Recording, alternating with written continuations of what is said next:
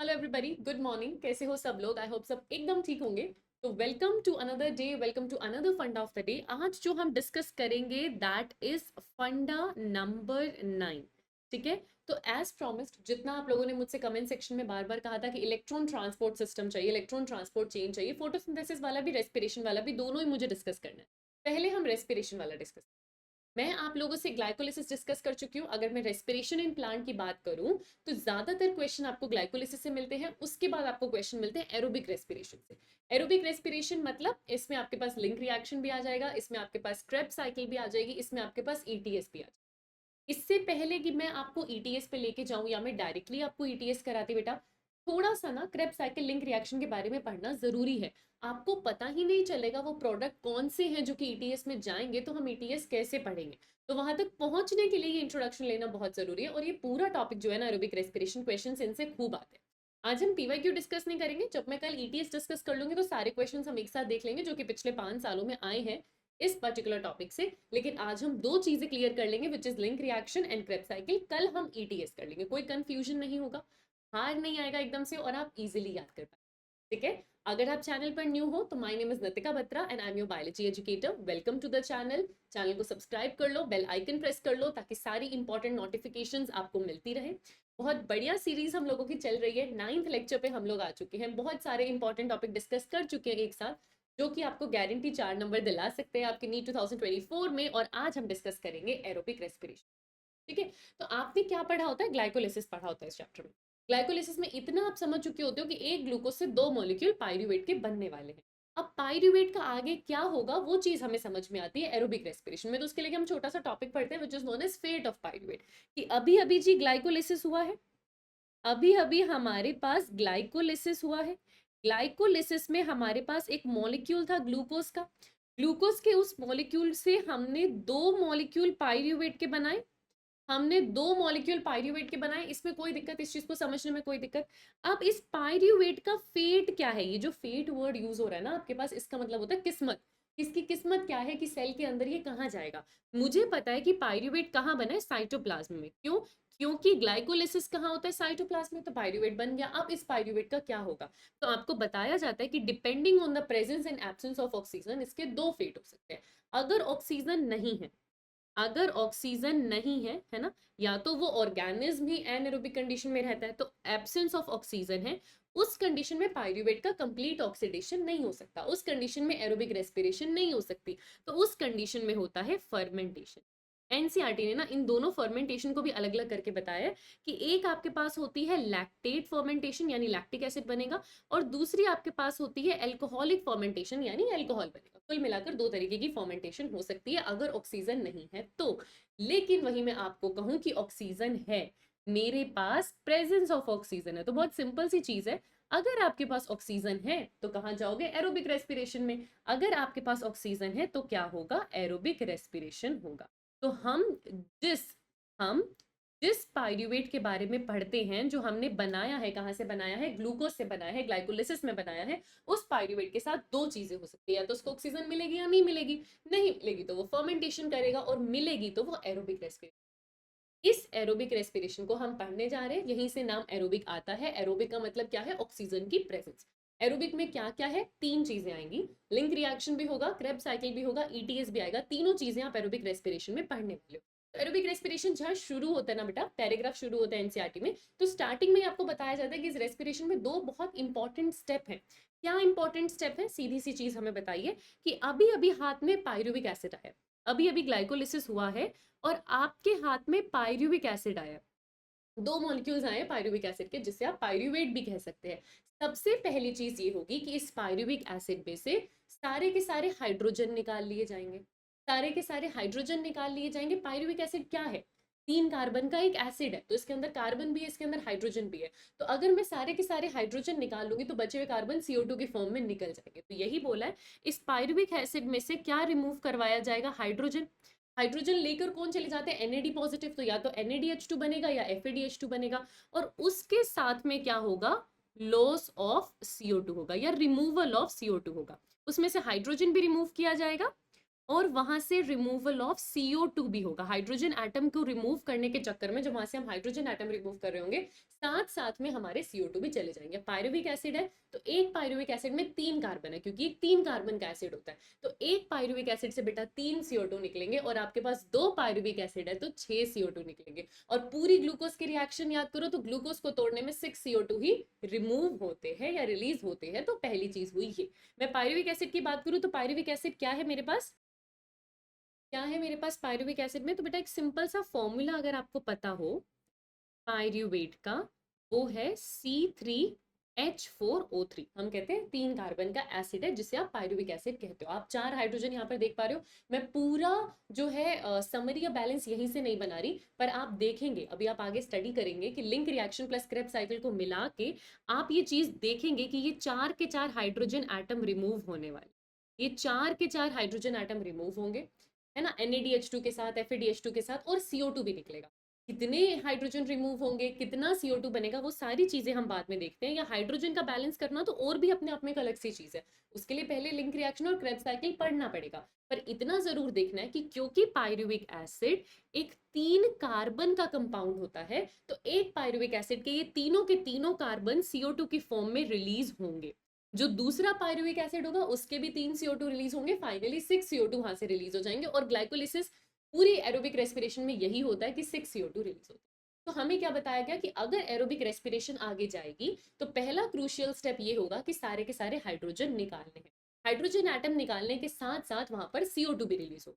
और दूसरी चीज आपको ये करनी है, दूसरी चीज और दूसरी इंपॉर्टेंट चीज आपको ये करनी है कि इन हाइड्रोजन एटम्स में से जब इलेक्ट्रॉन ट्रांसफर करेंगे, आप इस हाइड्रोजन एटम को फाइनली कहां पर लेकर जाना चाहते हो, ऑक्सीजन के पास, क्योंकि एरोबिक रेस्पिरेशन है, ऑक्सीजन की प्रेजेंस में हो रही है। तो दूसरी चीज ये होगी कि ये जो हाइड्रोजन एटम आपने रिमूव किए इनको आपको लेके जाना है ऑक्सीजन के पास, और उस चक्कर में वहां तक पहुंचाने के लिए इलेक्ट्रॉन का ट्रांसपोर्टेशन होता है। उसी चीज में इलेक्ट्रॉन का ट्रांसपोर्टेशन होता है और वहां पर एटीपी का फॉर्मेशन होता है। तो आपको हाइड्रोजन को लेके जाना है, hydrogen to be sent to oxygen, क्योंकि फाइनल हाइड्रोजन एक्सेप्टर कौन है, ऑक्सीजन। ऑक्सीजन इस हाइड्रोजन को लेकर वाटर बनाने वाला है। ऑक्सीजन को हाइड्रोजन देने के चक्कर में साथ में इलेक्ट्रॉन्स का ट्रांसपोर्टेशन होता है। It is coupled with electron transport, it is coupled with electron transport, तो इलेक्ट्रॉन का भी ट्रांसपोर्ट होगा। और वहीं पर इन सब चीजों के साथ कपल होता है एटीपी का फॉर्मेशन, एटीपी का फॉर्मेशन। तो यहां पर आपको साइमल्टेनियस साइमल्टेनियस एटीपी भी मिलते हैं। आपसे कोई डेफिनेशन नहीं लिखवा रहा, आपसे कोई स्टेटमेंट नहीं लिखवा रहा, पर बहुत बढ़िया तरीके से दोनों चीजों को एक्सप्लेन किया हुआ है। अभी अभी पायरुवेट आया हाथ में, सबसे पहले तो उस पायरुवेट में से सारे हाइड्रोजन निकाल, आप सारे हाइड्रोजन निकालोगे वहां पे सारे CO2 भी रिलीज हो जाएंगे, तो 6 के 6 CO2 रिलीज हो जाएंगे। सारे हाइड्रोजन हवा में नहीं निकलेंगे, हाइड्रोजन को एक्सेप्ट करने के लिए हाइड्रोजन एक्सेप्टर आएगा। कौन कौन से हाइड्रोजन एक्सेप्टर की हम बात करते हैं, ये जो हाइड्रोजन अभी रिलीज होने वाले पायरुवेट से हाइड्रोजन एक्सेप्ट करने कौन आएंगे, या तो NAD पॉजिटिव आएगा और वो NADH2 में कन्वर्ट हो जाएगा, जो हमने ग्लाइकोलिसिस के टाइम भी देखा था। या फिर बेटा FAD पॉजिटिव आ सकता है, वो भी FADH2 में कन्वर्ट हो जाएगा, वो हमने ग्लाइकोलिसिस में नहीं देखा था, हम उसे क्रेब्स साइकिल। तो ये दोनों हमारे पास हाइड्रोजन एक्सेप्टर होते हैं, हाइड्रोजन इलेक्ट्रॉन एक्सेप्टर होते हैं। जो भी हाइड्रोजन अब रिलीज होंगे पायरुवेट से यही रिसीव करने आएंगे। तो इसका मतलब मुझे लिंक रिएक्शन में और मुझे क्रेब्स साइकिल में मिलकर एरोबिक रेस्पिरेशन में दो चीजें होंगी, लिंक रिएक्शन होगा, क्रेब्स साइकिल होगा।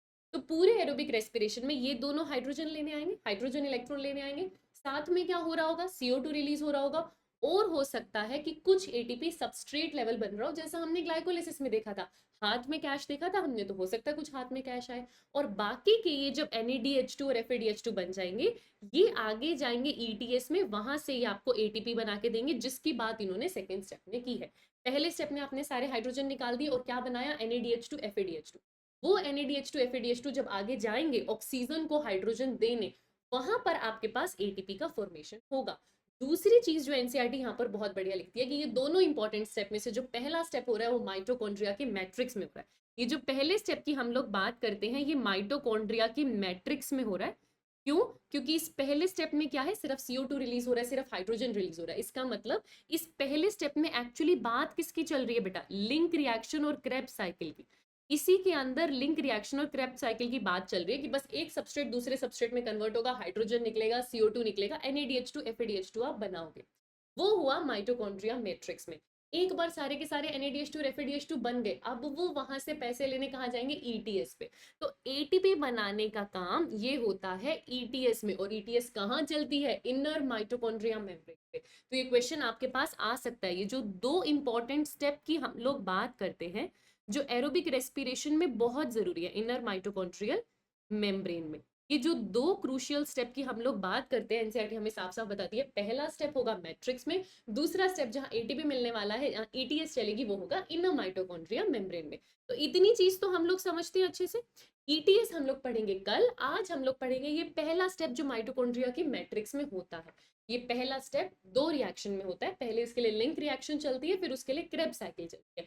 अभी अभी जो पाइरूवेट आपके पास आया है, वो माइटोकॉन्ड्रिया की मैट्रिक्स में आया है पहला क्रूशियल स्टेप करने।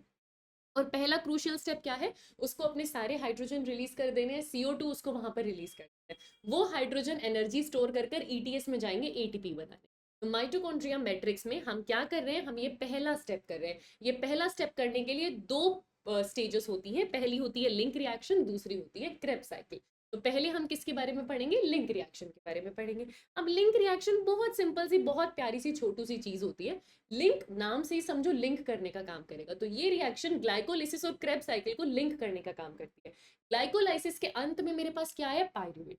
क्या उस पाइरूवेट को मैं सीधा क्रेब्स साइकिल में लेके जा सकती हूँ, नहीं। बीच में एक इंटरमीडिएट कंपाउंड बनता है जिसका नाम होता है एसिटाइल कोएंजाइम A, और वो कंपाउंड कब बनता है, लिंक रिएक्शन के। तो ये एक ऐसी रिएक्शन है जो कि किसको किससे लिंक करेगी, ग्लाइकोलिसिस को क्रेब्स साइकिल से लिंक करने का काम करेगी। इसीलिए मैं इसको क्या कहती हूँ, लिंक रिएक्शन कहती हूँ। ग्लाइकोलिसिस के अंत में मेरे पास क्या बना है, पाइरूवेट बना है या पाइरूविक एसिड बना है। आपको क्या करना है, एसिटाइल कोएंजाइम A बनाना है, पहला इंटरमीडिएट कंपाउंड जो कि ग्लाइकोलिसिस और क्रेब्स साइकिल को ज्वाइन करेगा। सुन लो अब लिंक रिएक्शन में क्या होता है। पाइरूवेट क्या है, 3 कार्बन का एसिड है, C3H4O3 है, कोई दिक्कत की बात नहीं है। मुझे पता है इसमें 3 कार्बन है, इसमें से CO2 रिलीज हो सकती है। लिंक रिएक्शन का दूसरा नाम होता है ऑक्सीडेटिव डीकार्बोक्सिलेशन। क्या नाम होता है, ऑक्सीडेटिव डीकार्बोक्सिलेशन। ये बात बहुत बहुत बहुत अच्छे से याद रखना कि लिंक रिएक्शन के अंदर दो चीजें होती हैं, एक ऑक्सीडेशन यानी हाइड्रोजन रिलीज होगा, ऑक्सीडेशन में क्या होता है, हाइड्रोजन रिलीज होता है। दूसरी चीज डीकार्बोक्सिलेशन यानी CO2 भी रिलीज हो। तो लिंक रिएक्शन में वैसे एक छोटी सी रिएक्शन है जिसमें दो चीजें होंगी, हाइड्रोजन भी रिलीज होगा इसलिए ऑक्सीडेटिव, CO2 भी रिलीज होगा इसलिए डीकार्बोक्सिलेशन। तो लिंक रिएक्शन क्या है, एक ऑक्सीडेटिव डीकार्बोक्सिलेशन रिएक्शन है। तो मुझे हाइड्रोजन भी रिलीज करवाना है, मुझे CO2 भी रिलीज करवाना है। अब हाइड्रोजन अगर रिलीज होगा तो बताओ पकड़ने कौन आएगा उस हाइड्रोजन को, NAD पॉजिटिव। तो एक NAD पॉजिटिव इसको दे देते हैं, ताकि ताकि जो हाइड्रोजन रिलीज हो उसको पकड़ने के लिए कोई तो बैठा हो। सीधी सी बात है। हमें पता है लिंक रिएक्शन में क्या बनता है, एसिटाइल कोएंजाइम ए बनता है। लिंक रिएक्शन का प्रोडक्ट सबको पता है कि एसिटाइल कोएंजाइम ए बनता है, वो एक की इंटरमीडिएट कंपाउंड है। अगर मुझे एसिटाइल कोएंजाइम ए बनाना है, मतलब मुझे बाहर से कोएंजाइम ए तो देना पड़ेगा, वो कहाँ से आएगा, वो मुझे देना पड़ेगा। तो इसमें इनपुट किसका आ जाएगा बेटा, कोएंजाइम ए का। कोएंजाइम ए का मैंने इनपुट दे दिया, NAD पॉजिटिव दे दिया, कोई तो पकड़ने वाला होना चाहिए ना, हाइड्रोजन को पकड़ने वाला कोई तो होना चाहिए, ठीक है। NAD पॉजिटिव मैंने दे दिया, कोएंजाइम ए मैंने दे दिया। इस पूरी रिएक्शन को करवाने के लिए कोई एंजाइम बैठा होगा, एंजाइम का नाम होता है पाइरूवेट डिहाइड्रोजिनेज। क्यों, क्योंकि मुझे पता है कि पाइरूवेट में से हाइड्रोजन निकलने वाले हैं। तो एंजाइम का नाम क्या होता है, पाइरूवेट डिहाइड्रोजिनेज। अब मैं आपको एक अंदर की बात बता दूं, ठीक है।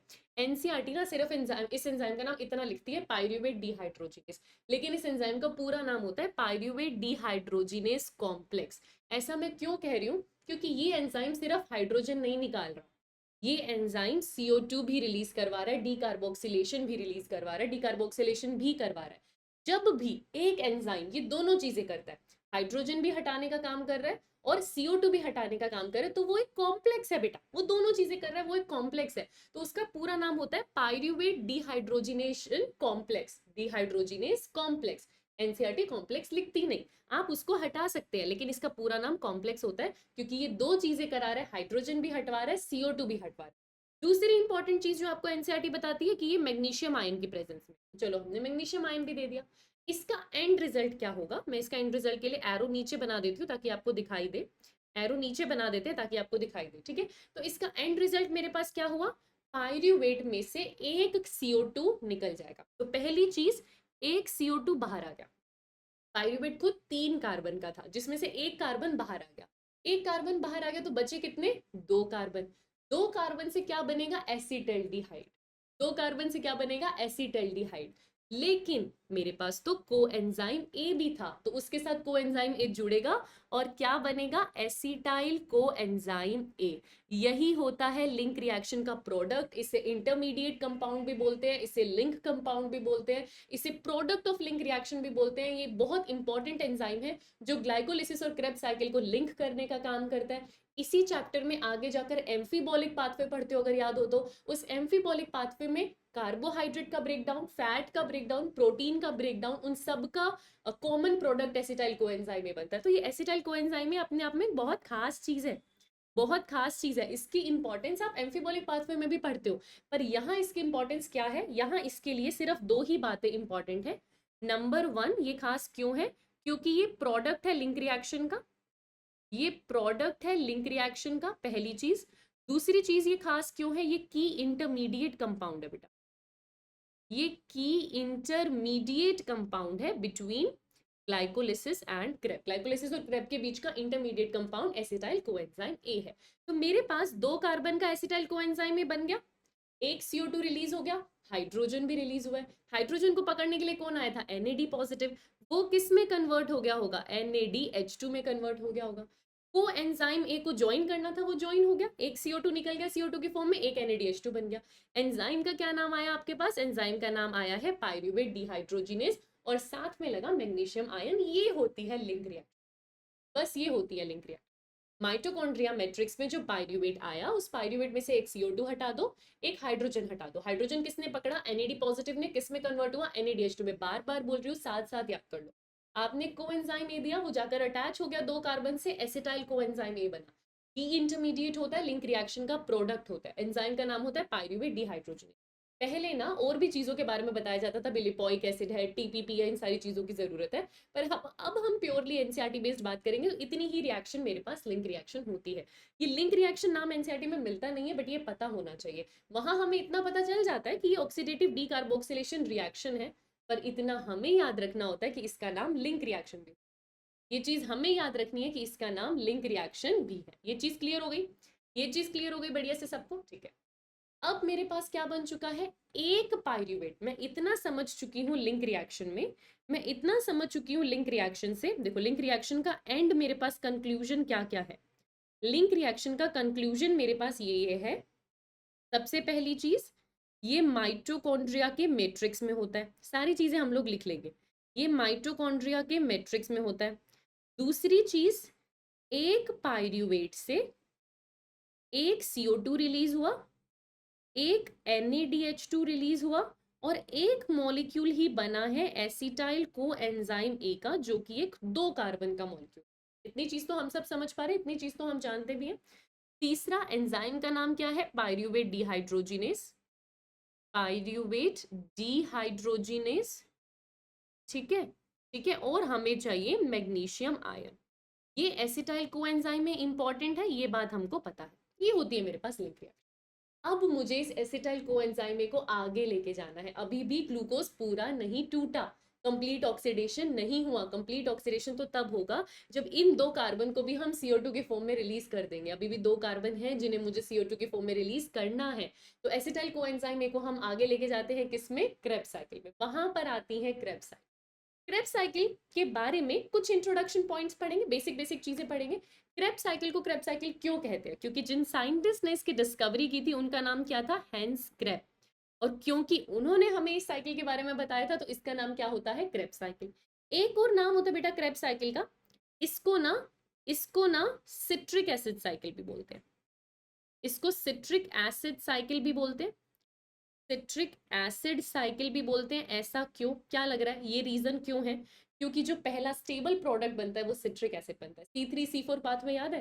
सिट्रिक एसिड साइकिल में भी या क्रेब्स साइकिल में भी जो पहला स्टेबल प्रोडक्ट बनता है, फर्स्ट स्टेबल प्रोडक्ट, जो पहला स्टेबल प्रोडक्ट बनता है वो सिट्रिक एसिड बनता है, वो सिट्रिक एसिड बनता है। इसीलिए इसीलिए इसको सिट्रिक एसिड साइकिल भी बोलते हैं। एक और नाम होता है इसका, एक और नाम होता है इसका ट्राई कार्बोक्सिलिक एसिड साइकिल। जो सिट्रिक एसिड है उसका अगर आप स्ट्रक्चर देखोगे तो उसमें तीनों जगह COOH ग्रुप प्रेजेंट होता है तीनों का।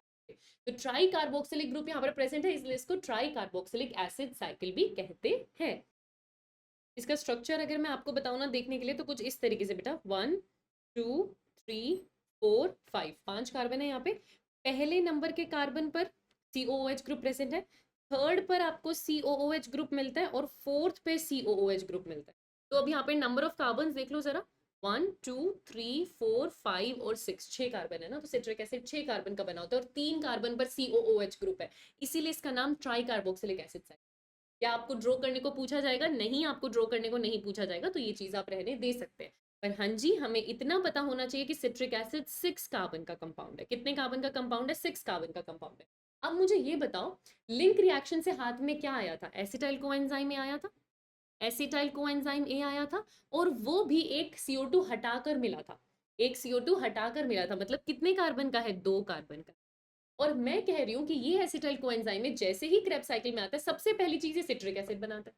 सिट्रिक एसिड 6 कार्बन का है। अगर मुझे 2 कार्बन से इस 6 कार्बन वाले सिट्रिक एसिड तक पहुंचना है तो मुझे कितने कार्बन का कंपाउंड इसमें ऐड करना होगा? 4, क्योंकि 2 + 4 बनाता है 6।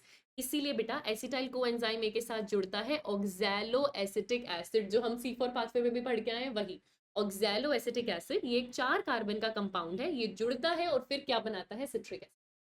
तो सबसे पहला सबस्ट्रेट ऑक्सैलो एसिटेट था, उसने एसिटाइल कोएंजाइम ए को लिया और हमारे पास क्या आया? Citric acid. 2 कार्बन 4 कार्बन मिलकर बना हमारे पास 6 कार्बन। इस एंजाइम का नाम होता है सिट्रेट सिंथेज, सिंथेटेज नहीं, सिंथेज, याद रखना सिंथेज। इस एंजाइम का नाम है सिट्रेट सिंथेज। मैं क्यों बता रही हूँ? NCERT में बहुत सारे एंजाइम पढ़ोगे क्रेब्स साइकिल में, जैसे बहुत सारे एंजाइम पढ़े ग्लाइकोलिसिस में, लेकिन मैंने क्या कहा था, अगर ग्लाइकोलिसिस से क्वेश्चन आएगा तो हेक्सोकाइनेज से आएगा। तो याद रखना क्रेब्स साइकिल से क्वेश्चन आएगा तो सिट्रेट सिंथेज से आएगा, क्योंकि डायरेक्टली NCERT में लिखा हुआ है और ज्यादा एंजाइम याद करने की जरूरत नहीं है। एक और एंजाइम होता है क्रेब्स साइकिल का जो कि इंपॉर्टेंट होता है, वो सक्सिनेट डिहाइड्रोजिनेज होता है। वो क्यों इंपॉर्टेंट है? क्योंकि वो ETS में भी है, उसके बारे में मैं बता दूंगी। उसके सिवा सिर्फ ये वाला एंजाइम इंपॉर्टेंट है जिसका नाम क्या है? Citrate synthase. पूरी क्रेब साइकिल बताऊंगी, आपको नहीं रटनी, आपको सिर्फ वो एरिया रटना है जहां NADH2 बनेगा, जहां FADH2 बनेगा, जहां सबस्ट्रेट लेवल GTP बनेगा, वही चीजें काम की। जैसे ग्लाइकोलाइसिस में भी वही चीजें काम की थी, जहां ATP या तो यूज हो रहा हो या ATP बन रहा हो या NADH2 बन। सेम क्वेश्चन मुझे क्रेब साइकिल में।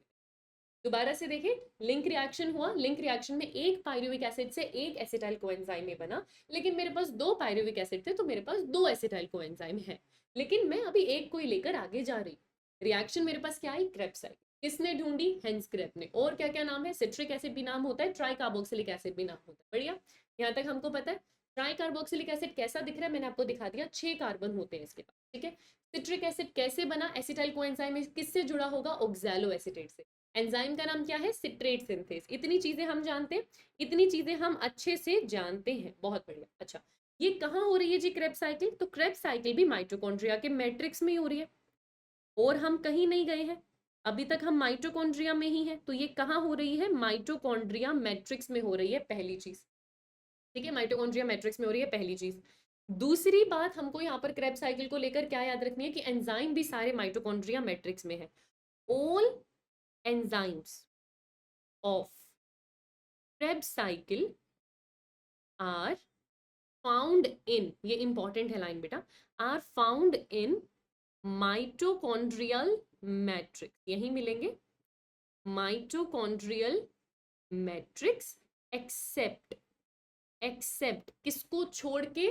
Succinate dehydrogenase. क्यों? क्योंकि वो ETS में कॉम्प्लेक्स 2 बनाता है और वो इनर माइटोकॉन्ड्रियल मेम्ब्रेन पर होता है। तो ये हमें याद रखना है, एक्सेप्ट क्या है? Except succinate dehydrogenase, except succinate dehydrogenase. मैं इधर उधर की कोई बात नहीं लिख रही हूँ, जहां से क्वेश्चन आ सकते हैं सिर्फ वो वाले पॉइंट्स हम यहाँ पर बना रहे हैं, ठीक है। सक्सिनेट डिहाइड्रोजिनेज के बारे में प्लीज याद रखना, ये स्पेशल एंजाइम है जो कि कहाँ पर प्रेजेंट होता है?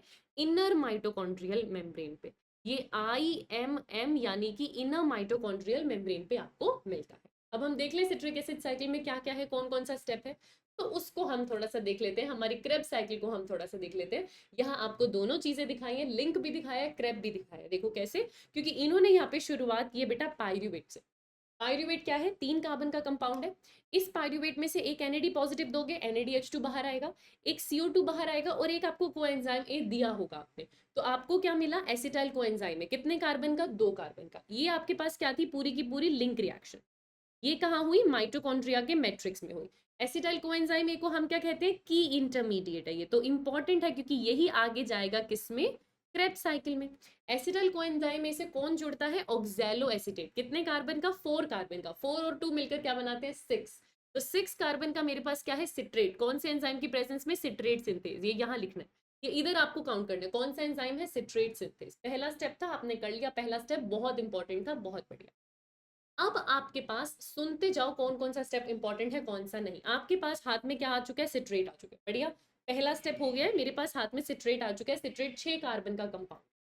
ये जो आपको 2 और 3 वाला स्टेप दिख रहा है बहुत ज्यादा इंपॉर्टेंट नहीं होता, इसमें बस एक चीज दूसरे आइसोमर में कन्वर्ट हो रही है, सिंपल। एंजाइम भी यहाँ पे आइसोमरेज आता है, इसलिए उसके बारे में भी बार बार लिखा नहीं जाता।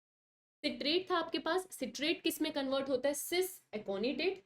सिस एकोनिटेट किस में कन्वर्ट होता है, आइसोसिट्रेट। अपने अपने आइसोमर में कन्वर्ट हो रहे हैं, कोई बहुत बड़ी बात नहीं है। ये भी 6 कार्बन का था, ये भी 6 कार्बन का है, ये भी 6 कार्बन का है। एक में वाटर आउट गया, एक में वाटर इन आया, बैलेंस चलता रहता है। वाटर के बारे में कोई आपसे पूछ ही नहीं रहा, पूछेंगे तो CO2 के बारे में।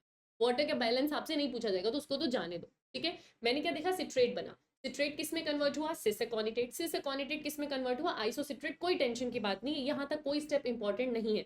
चाहो तो अपनी एनसीईआरटी में मार्क कर लेना, यहाँ तक कुछ खास इंपॉर्टेंट हमारे लिए नहीं है। अब 2 स्टेप लगातार बहुत इंपॉर्टेंट आएंगे, इनफैक्ट अब लगातार चारों स्टेप आपके लिए बहुत इंपॉर्टेंट आएंगे। सबसे पहला आपके पास हाथ में आइसोसिट्रेट। आइसोसिट्रेट का कन्वर्ट होना अल्फा कीटो ग्लूटारिक एसिड में। मैं जानती हूं कि बीच में यहां पर एक चीज लिखी हुई है, ऑक्सैलोसक्सिनेट लिखा हुआ है, डायरेक्टली नहीं आता, याद रखने की भी जरूरत नहीं है। मैं सीधा क्या कह रही हूं, ये जो मेरे पास आइसोसिट्रेट है, ये कन्वर्ट हो रहा है अल्फा कीटो ग्लूटारेट में। ये स्टेप बहुत इंपॉर्टेंट है, क्यों, इस स्टेप में 2 चीजें हुई हैं, बिल्कुल वही 2 चीजें जो लिंक रिएक्शन में। क्या क्या, जिसको मैं कह सकती हूँ ऑक्सीडेटिव डीकार्बोक्सिलेशन। जितना अपने दिमाग में बच्चे इसको सिंपल बनाकर पढ़ोगे उतना ही आपको सिंपल लगेगा ये पढ़ना, ठीक है। कोई भारी चीज नहीं है, कोई टेंशन की बात नहीं है। मैंने ऑक्सीडेटिव डीकार्बोक्सिलेशन करना है। ऑक्सीडेटिव डीकार्बोक्सिलेशन मतलब हाइड्रोजन भी निकलना चाहिए, CO2 भी निकलना चाहिए, यही होता है। आइसोसिट्रेट से अगर हाइड्रोजन निकलेंगे तो NAD पॉजिटिव किस में कन्वर्ट हो जाएगा, NADH.H पॉजिटिव में, हो गया, डिहाइड्रोजिनेशन हो गया। तो एंजाइम का नाम क्या है, आइसोसिट्रेट डिहाइड्रोजिनेज। दूसरी चीज CO2 भी निकालनी है, तो CO2 भी निकाल दो। तो इन्होंने CO2 को निकलना इस स्टेप में बताया, बीच में एक इंटरमीडिएट आपको बता दिया। पहले ऑक्सैलोसक्सिनेट बना, फिर CO2 निकला तो अल्फा कीटोग्लूटारेट बना। आप चाहे ऑक्सैलोसक्सिनेट मत याद रखना, कोई दिक्कत की बात नहीं है। ये डिटेल पढ़ाने के लिए आपको बताया जाता है कि अच्छा बीच में एक इंटरमीडिएट बना। आप बस इतना याद रखना कि आइसोसिट्रेट अल्फा कीटोग्लूटारेट में जब कन्वर्ट होता है तो हाइड्रोजन निकलता है, इसलिए एक NADH2 भी बनता है, CO2 भी निकलता है, ऑक्सीडेटिव डीकार्बोक्सिलेशन। और जब कभी ऑक्सीडेटिव डीकार्बोक्सिलेशन होता है, एंजाइम का नाम क्या होता है, सबस्ट्रेट के आगे लिखो डिहाइड्रोजिनेज, डिहाइड्रोजिनेज के आगे लिखो कॉम्प्लेक्स, यानी कि आइसोसिट्रेट डिहाइड्रोजिनेज कॉम्प्लेक्स।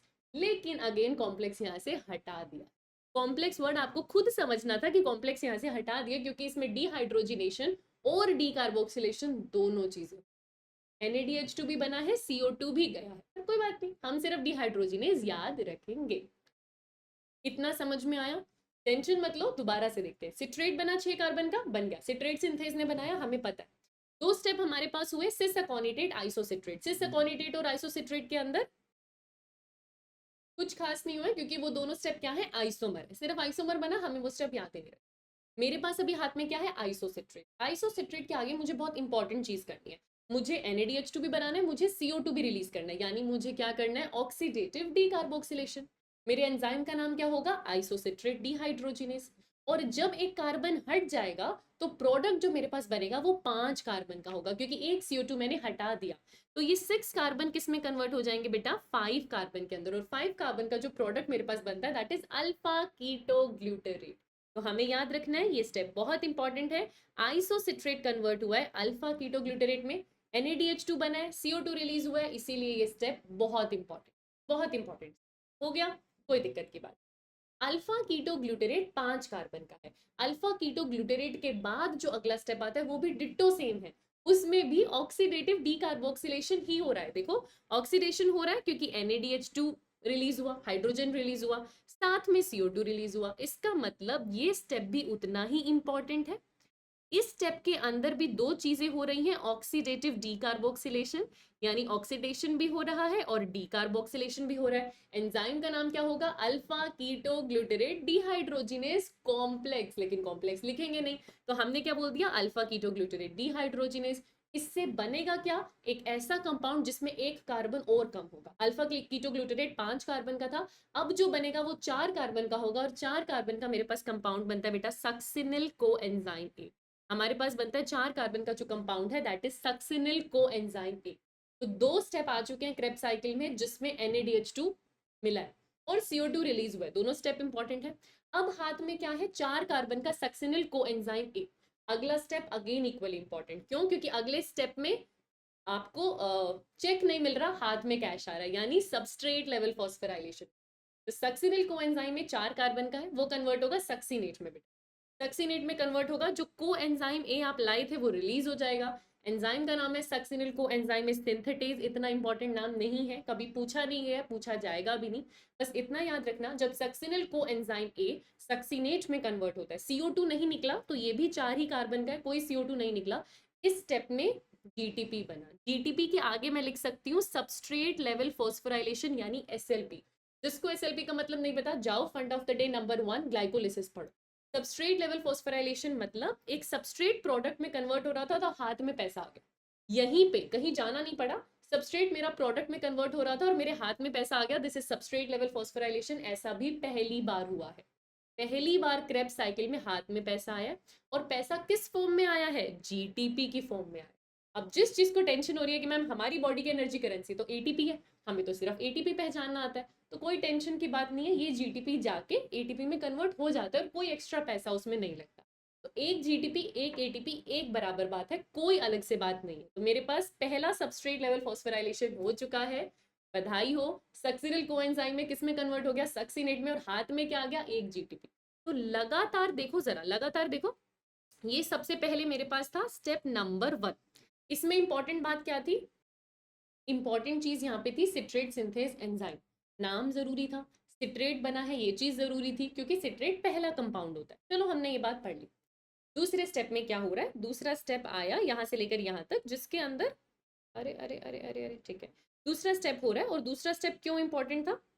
क्यों इंपॉर्टेंट था? क्योंकि उस दूसरे स्टेप के अंदर बस कुछ खास नहीं हो रहा, सिर्फ आइसोमर हो रहा है ना। जो सिट्रेट था वो आगे जाकर कन्वर्ट हुआ है अपने ही आइसोमर में। स्टेप यहाँ पर हमने इसको 2 बोल देते हैं और ये कोई खास इंपॉर्टेंट नहीं था, ये इंपॉर्टेंट था, हमने मार्क कर लिया, दूसरा कोई इंपॉर्टेंट नहीं था। तीसरी चीज, आइसोसिट्रेट कन्वर्ट हुआ है अल्फा कीटोग्लूटरेट में, ये मेरे पास हुआ स्टेप नंबर 3। ये बहुत इंपॉर्टेंट था क्योंकि NADH2 भी आया, CO2 भी रिलीज हुआ है। अल्फा कीटोग्लूटरेट 5 कार्बन का, अल्फा कीटोग्लूटरेट में से फिर से ऑक्सीडेटिव डीकार्बोक्सिलेशन होगा, ये 4th आया। ये मेरे पास फिर से बहुत इंपॉर्टेंट है क्योंकि NADH2 भी बना है, CO2 भी बना है। मेरे पास हाथ में आया सक्सिनिल कोएंजाइम में, अगले स्टेप में उसको कन्वर्ट किया सक्सिनेट में या सक्सिनिक एसिड में। एंजाइम जरूरी नहीं है पर ATP बना है, SLP हुआ है, इसीलिए ये जरूरी है, इसको मैं बोल देती हूँ नंबर 5। तो 3 4 5 लगातार बहुत जरूरी चीजें आपके साथ हुई हैं क्रेब साइकिल। अब आपके पास क्या है? सक्सीनेट। अब अगला स्टेप भी इंपॉर्टेंट है, सक्सीनेट कन्वर्ट होता है फ्यूमरेट में, ये मेरे पास आया नंबर 6। सक्सीनेट कन्वर्ट होता है फ्यूमरेट में, इस स्टेप में भी हाइड्रोजन निकलता है, ऑक्सीडेशन होता है, CO2 नहीं निकलता पर हाइड्रोजन निकलता है। हाइड्रोजन रिलीज होता है तो एंजाइम का नाम क्या होगा? Succinate dehydrogenase. सक्सीनेट डीहाइड्रोजिनेज ने हाइड्रोजन रिलीज किया, इस बार पकड़ने NAD पॉजिटिव नहीं आया, इस बार पकड़ने FAD पॉजिटिव आया और FAD पॉजिटिव कन्वर्ट हो गया FADH2 में। तो पूरी क्रेब साइकिल में पहली बार एक FADH2 बना है, इसीलिए ये स्टेप बहुत इंपॉर्टेंट है। एंजाइम का नाम और भी ज्यादा इंपॉर्टेंट है क्योंकि ये वही एंजाइम है जो इनर माइटोकॉन्ड्रिया मेम्ब्रेन में कॉम्प्लेक्स 2 के पास होता है।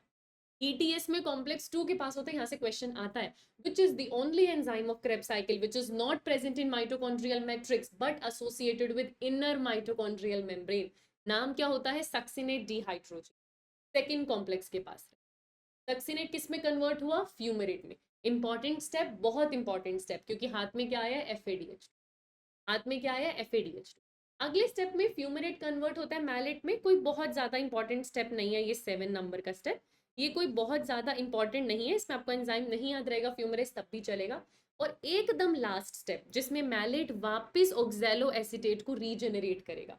नया ऑक्सैलो एसीटेट चाहिए ना, ताकि नए एसिटाइल को एंजाइम से जुड़ सके, तो मुझे ऑक्सैलो एसीटेट को रीजेनरेट करना है। लास्ट स्टेप में जब आपका मैलेट वापस से ऑक्सैलो एसीटेट बनाता है दोनों ही 4 कार्बन के, लेकिन एक NADH2 यहाँ पर भी बनता है, यहाँ पर भी डिहाइड्रोजिनेशन होता है। एंजाइम का नाम है मैलेट डिहाइड्रोजिनेस। हाइड्रोजन रिलीज हुआ, NADH2 बना, और आपके पास फाइनली क्या आ गया है? Oxalo acetate.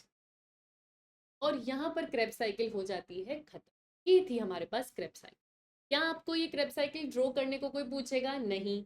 आपसे क्या क्या पूछेंगे? इंपॉर्टेंट स्टेप्स, जिनको हम अभी यहाँ पर साथ में रिवाइज कर लेते हैं। मैंने सबसे पहले बोला link reaction I. Link reaction क्यों जरूरी थी? क्योंकि लिंक रिएक्शन के अंदर एक NADH2 भी बनता है प्लस एक CO2 भी रिलीज हो। एक लिंक रिएक्शन के अंदर एक पाइरूवेट एक एसिटाइल कोएंजाइम ए में कन्वर्ट होता है। मैं सारी इंपॉर्टेंट चीजें दोबारा बता रही हूँ बेटा, आपको जब जब रिवाइज करना है आपको यही पेज रिवाइज करना होगा। फिर मेरे पास क्या आई? Krebs cycle. अगर मैं एक क्रेब्स साइकिल की बात करूं, मैं यहाँ पे 2 नहीं लिखती, मैं यहाँ पे भी 1 ही लिख रही हूँ, क्योंकि मैं बताना चाह रही हूँ कि एक बार क्रेब्स साइकिल हुई है, एक बार पूरी साइकिल चली है। जब एक बार पूरी साइकिल चलती है तो आपके पास 3 बार NADH2 बना है, आपके पास 3 बार NADH2 बना है। कब कब? पहली बार थी ये वाली जब आइसोसिट्रेट अल्फा कीटोग्लूटरेट बना रहा था। दूसरी चीज थी ये वाली जब अल्फा कीटोग्लूटरेट सक्सिनिल कोएंजाइम में कन्वर्ट हो रहा था। और लास्ट स्टेप था रीजनरेशन का, जिसमें मैलेट ऑक्सैलो एसीटेट में कन्वर्ट हो रहा था।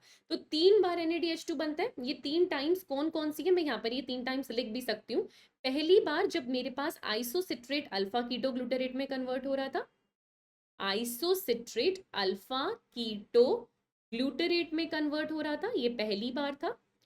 दूसरी बार यही alpha keto glutarate succinyl coenzyme A में कन्वर्ट हो रहा था, सक्सिनिल कोएंजाइम ए में कन्वर्ट हो रहा था। और तीसरी बार जब फाइनल स्टेप में जो मैलेट था वो ऑक्सैलो एसिटिक एसिड, तो 3 बार मेरे पास NADH2 बना। अच्छा, FADH2 कितनी बार बनता है? एक ही बार। एक बार अगर पूरी क्रेब्स साइकिल चलती है तो FADH2 सिर्फ एक बार बनता है। कौन सी बार बनता है? जब सक्सिनेट कन्वर्ट हो रहा होता है फ्यूमरेट में। सक्सिनेट कन्वर्ट हो रहा होता है फ्यूमरेट में। एंजाइम का नाम है सक्सिनेट डिहाइड्रोजिनेज, बहुत जरूरी एंजाइम। यहाँ पर एंजाइम का नाम भी लिख लो, सक्सिनेट डिहाइड्रोजिनेज, बहुत जरूरी एंजाइम है। और इस एंजाइम के टाइम आपको एक FADH2 मिलता है। अगेन बहुत इंपॉर्टेंट चीज। अच्छा, उसके सिवा एक ATP भी मिला है डायरेक्ट यानी सबस्ट्रेट लेवल फॉस्फोराइलेशन। वो आपको कब मिला है? जब आपका सक्सिनिल कोएंजाइम ए कन्वर्ट होता है किसमें? सक्सिनेट में। सक्सिनेट में तो एक ATP आपको तब मिला। CO2 भी रिलीज हुआ 2 बार, एक बार यहाँ पर और एक बार यहाँ पर। यहाँ पर एक बार CO2 रिलीज होता है, मैं यहीं पर लिख देती हूँ। CO2 यहाँ पर भी रिलीज हुआ है, CO2 यहाँ पर भी। तो सारे इंपॉर्टेंट स्टेप्स एक जगह पर आ गए। बस यही आपको हर बार रिवाइज करना है, यही सारे इंपॉर्टेंट स्टेप्स आपको रिवाइज करने होते हैं। ठीक है, इसी के बेसिस पर अच्छा, बुक्स के लिए अगेन मैं दोबारा से आपको याद दिलवा देना चाहती हूँ, क्योंकि ये सारे डिटेल में ऐसे डायग्राम ना NCERT में नहीं है, पर बहुत अच्छे से हर एक एंजाइम के साथ टेबल में मेंशन सारी चीजें बुक्स में मिलती हैं। जिस बच्चे को भी बुक्स के थ्रू, बने बनाए नोट्स के थ्रू चीजों का रिविजन करना है, प्लस आपको वीडियो लेक्चर भी चाहिए, तो मेरा ही वीडियो लेक्चर इस चैप्टर का पूरा डिटेल में आपको बुक के साथ मिलता है, आप वहां पर भी जाकर इसको देख सकते हैं। बुक बहुत बेनिफिशियल है, ऑफर्स अवेलेबल है, जाइए और जरूर लीजिए। हमने क्रेब्स साइकिल पूरी कर ली। क्रेब्स साइकिल में वो सारे इंपॉर्टेंट प्लेसेस जहां पर हमें या तो NADH2 या फिर ATP मिल रहा था वो हमने देख लिया। उनकी ना बस एक समरी बनाएंगे तो ये टॉपिक खत्म हो जाएगा। एक बार आपको इतना समझ में आ गया ना कि कितने NADH2, कितने FADH2, कितने ATP बन रहे हैं, फिर हम कल ETS में बहुत डिटेल में देख लेंगे कि ATP कैसे बनते हैं। तो समरी रिएक्शन आप किस तरीके से लिखते हैं, मैं NCERT की समरी रिएक्शन लिख रही हूँ। पूरा पाइरूवेट से बात की हुई, पूरा पूरा एक मॉलिक्यूल पायरुवेट लेकर उससे बात की हुई है, दो मॉलिक्यूल है पायरुवेट के, पर एक की बात करें, एक मॉलिक्यूल पायरुवेट का पहले लिंक में जाएगा फिर क्रेब में जाएगा, दोनों चीजें उन्होंने यहाँ पर इंक्लूड की हुई है। तो एक बार जरा इस चीज को देखो तो, एक बार जरा इस चीज को देखो तो, लिंक रिएक्शन में एक NADH2 है और 3 यहाँ पे, यानी टोटल कितने 4। इधर FADH2 है इधर नहीं है, मतलब FADH2 कितना 1, और एटीपी भी कितना बना 1। यानी मैं उस पायरुवेट की अगर वहां से बात करूं जहां से लिंक प्लस क्रेब दोनों चलता है, और एक समरी रिएक्शन बनाने की बात करूं, तो पायरुवेट के बाद एक NADH2 लिंक का और 3 NADH2 कहाँ के, क्रेब के, यानी टोटल 4। तो 4 NAD पॉजिटिव को जाना पड़ेगा NADH2 में कन्वर्ट होने के लिए, प्लस FADH2 कितना सिर्फ एक, तो एक FAD पॉजिटिव जाएगा जो FADH2 में कन्वर्ट होगा, प्लस एक ADP प्लस PI जाएंगे जो कि आगे जाकर ATP में भी कन्वर्ट हो।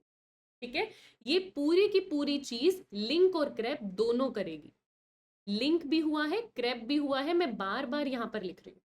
पायरुवेट से लिंक भी हुआ है क्रैब भी हुआ है, एसिटाइल कोएंजाइम में बना सिट्रेट बना, वो सिट्रेट वापस जाकर सिट्रेट बन गया, आपकी वो पूरी साइकिल चलती रही। आपके हाथ में क्या है, 4 NAD पॉजिटिव से 4 NADH2 मिले हैं, एक FAD पॉजिटिव से एक FADH2 मिला है, एक ADP और PI से एक ATP मिला है जो कि सबस्ट्रेट लेवल फॉस्फोराइलेशन था, प्लस 3 CO2 रिलीज हुए। एक CO2 रिलीज हुआ था क्रेब साइकिल में, एक CO2 रिलीज हुआ था क्रेब साइकिल में, और दो CO2 रिलीज हुए थे, एक CO2 रिलीज हुआ था लिंक रिएक्शन में और दो CO2 रिलीज हुए थे क्रेब साइकिल में, यानी टोटल कितने रिलीज हो गए 3 CO2। टोटल कितने रिलीज हो गए 3 CO2। एक पायरुवेट के 3 कार्बन थे, तीनों के तीनों रिलीज हो गए, तो जब दो पायरुवेट होंगे तो 6 CO2 रिलीज हो जाएंगे, और यही तो होता है, यही तो रेस्पिरेशन में होता है कि 6 CO2 को बाहर आना चाहिए। आपने पूरे कार्बन डाइऑक्साइड का हिसाब किताब देख लिया, एक लिंक में दो क्रेब साइकिल में, एक पायरुवेट से 3 CO2 रिलीज हुए तो दो पायरुवेट से 6, और यही होता है।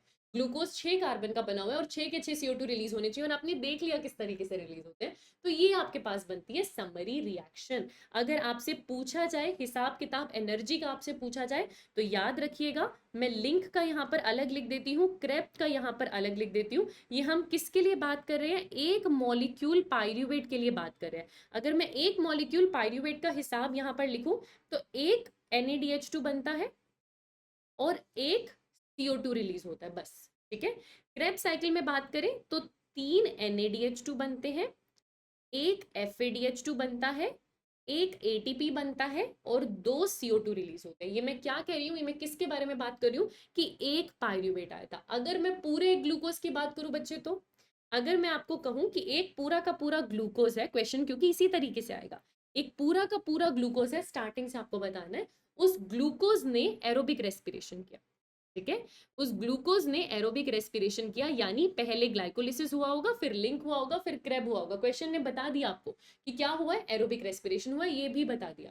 और आपसे सिर्फ इतना पूछ रहे हैं कि इस एक ग्लूकोज का लिंक प्लस क्रेब, इन दोनों का मिला के हिसाब किताब बताना है, ग्लाइकोलिसिस का नहीं बताना, बस लिंक और क्रेब का बताना है, पर पूरे एक ग्लूकोज का बताना है। तो आपको ये बात पता होनी चाहिए कि पूरे ग्लूकोज का बताना है, इसका मतलब दो पायरुवेट का हिसाब किताब बताना है।